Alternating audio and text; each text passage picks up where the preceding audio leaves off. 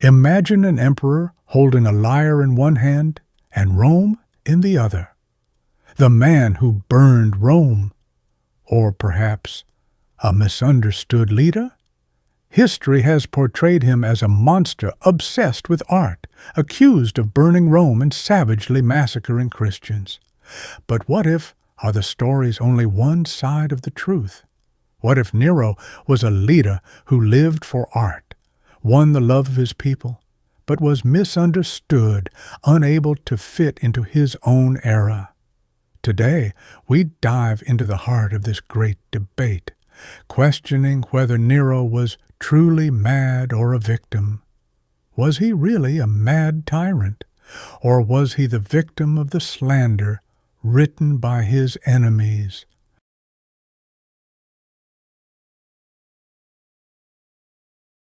Nero was born in 37 A.D. His real name was Lucius Domitius Ahenobarbus. His mother Agrippina played a major role in his rise to power at a young age. Agrippina was an ambitious woman who did everything she could to put her son on the imperial throne. In 54 A.D., at the age of 17, Nero became the new emperor of Rome. This made him one of the youngest emperors in Roman history. In his early years, the people were pleased with Nero. They saw him as a handsome, young, energetic, and promising leader. Under the influence of his mentor, Seneca, and his mother Agrippina, he ruled fairly and successfully. But things would soon change.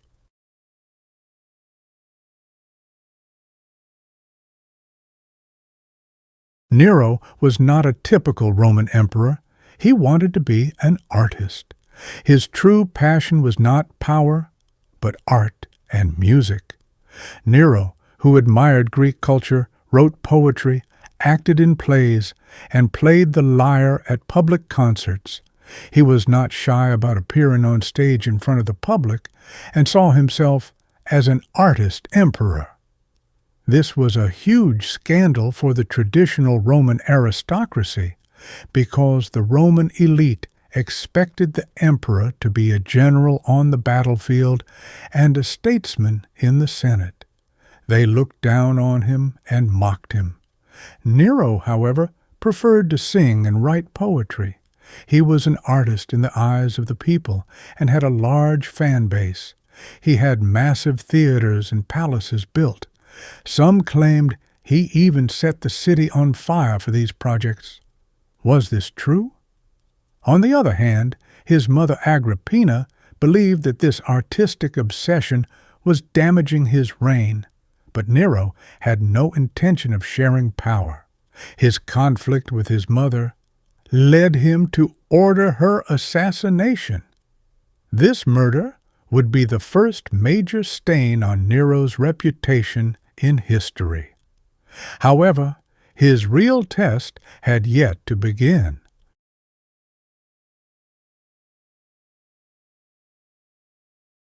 In 64 A.D., one of the greatest disasters in history occurred in Rome. The Great Fire of Rome engulfed the city for 6 days and destroyed more than 10 neighborhoods. Thousands of people were left homeless, and temples and markets were reduced to ashes. Nero was not in the city at the time. He was vacationing in Antium. Upon hearing news of the fire, he immediately returned to Rome and launched relief efforts. But the people began whispering, "Nero did it." Why? Because after the fire, Nero had a massive palace, the Golden House, Domus Aurea, built on the burned-out grounds. Some claim that he deliberately started the fire to make way for a new city and palace. According to legend, Nero was playing the lyre on the palace balcony while watching the fire, which reinforced his image as a madman, although historians say this is an exaggeration. The historian Tacitus stated that the fire was accidental, but that the people blamed Nero. The people's anger grew considerably in response to this event. Nero had to find a scapegoat to quell this anger and clear his name. He chose a very small group for this role. He would pin the blame on the Christians.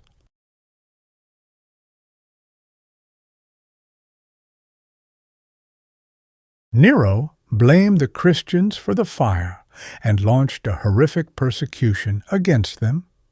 Christians were a minority group at the time and were not well liked in Rome. This was the first major persecution of Christians in the Roman Empire.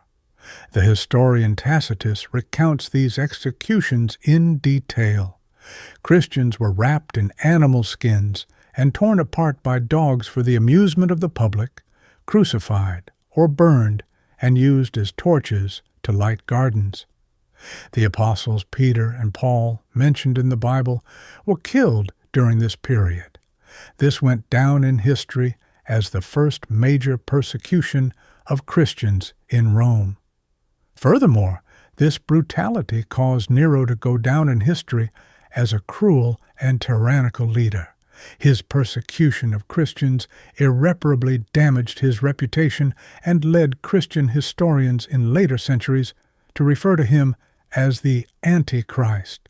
Was Nero insane, or could his actions be considered strategic? Historians still debate this event.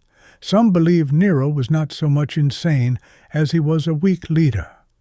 Tacitus himself, citing the lack of definitive proof that Nero started the fire, argues that the accusations against him were unjust.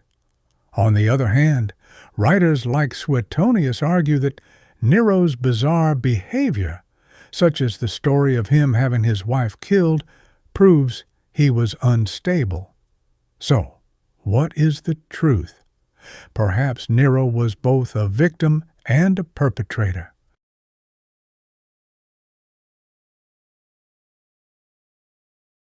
Nero's image was largely shaped by the writings of ancient historians. Writers such as Suetonius, Tacitus, and Cassius Dio portrayed him as a tyrant, mad, and depraved ruler. These historians were generally pro-Senate. The Senate hated Nero because he had diminished their power. Therefore, some modern historians believe that much of what they wrote may have been exaggerated or distorted. So did Nero really behave madly? Yes, but there was also evidence that he was a beloved emperor among the people, devoted to the arts, and charitable to the public. He was perhaps just a misunderstood figure who valued art and his people above Rome's traditional political structure. Nero's end was as dramatic as his life. Faced with growing rebellions against him and the betrayal of the Senate, he had no choice but to commit suicide. He was deposed at the age of 30. His last words were, "Qualis artifex pereo?" meaning, "What a great artist is dying." On the one hand, his passion for fame and art, and on the other, his political mistakes and ruthless decisions made him one of history's most controversial figures. But one thing is certain: Nero would forever remain an unforgettable character in Roman history, subject to endless debate. After Nero's suicide, chaos erupted in Rome. But his legacy lived on through bloody spectacles like gladiatorial combat. The public loved these shows. In the next video, we'll explore this brutal side of Rome and discover the gladiators. So, what do you think about Nero? Share your thoughts in the comments. Don't forget to like the video, subscribe, and turn on notifications. See you in the depths of history.